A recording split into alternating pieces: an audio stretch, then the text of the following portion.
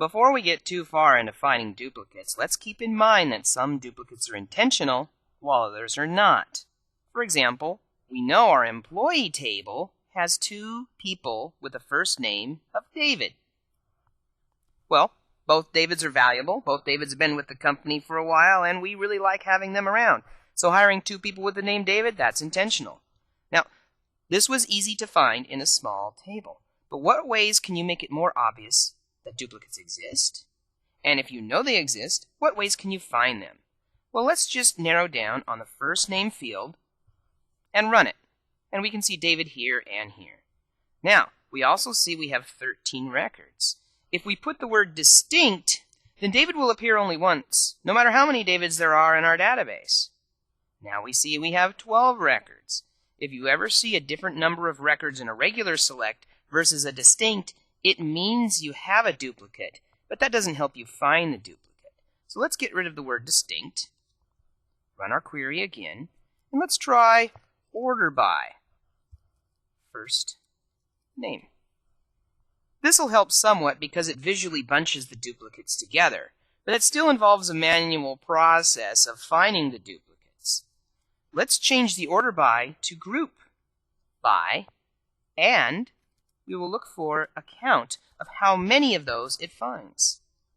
And we see 2 Davids. What if we only wanted to see the duplicates? That's when you throw in the having count of greater than 1. And this will only show you the duplicate records. A quick look at our customer table shows that we have 775 customers. Now we can see we have a Mark Williams here. Do we have another Mark Williams? How about Linda Adams? Do we have just this Linda Adams, or do we have another customer named Linda Adams? Let's say order by last name, comma, first name, and run it. Well, this bunches together 2 people named Jason Adams. Now, they're 2 different people. They have 2 different customer IDs, and it looks like we have several Linda Adams. So how many of our records are duplicated across first name and last name? Well, why don't we list first name and last name in our select clause, change this to group by, and let's get a count and run it.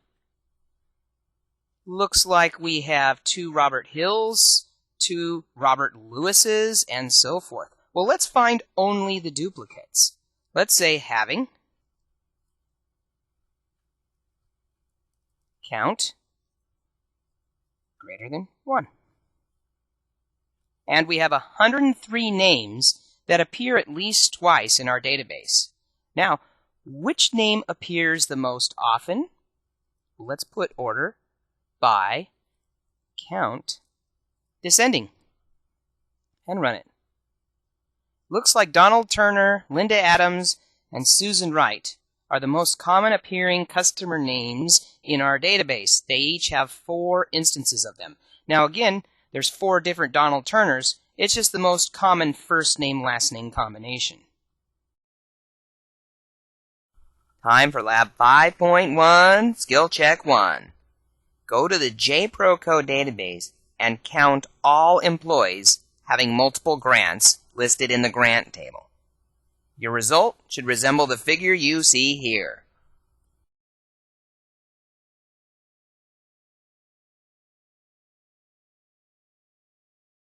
Skill Check 2. Query the state list table and find any duplicate records. List all duplicated state ID fields you find. Title your aggregated field ID count. When you're done, your screen should resemble the figure you see here.